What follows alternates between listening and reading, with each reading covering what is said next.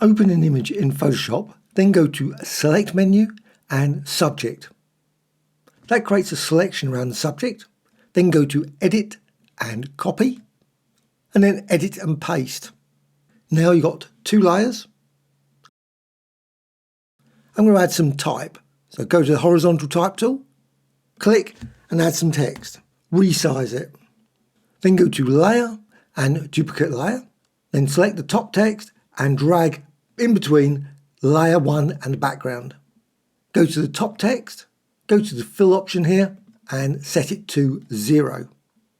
Then go to Layer and Layer Style and Outer Glow. Set the spread to about 1 and also set the size to as much as you want. I'm going to go for 250 and click OK. Select both of the type by holding down the Control or Command key. Then go to the bottom and click this link. And you can see now they're linked together. So if you rotate it, you can see the result of the text. And you can resize that again and reposition it. You may wish to add an inner shadow to this type.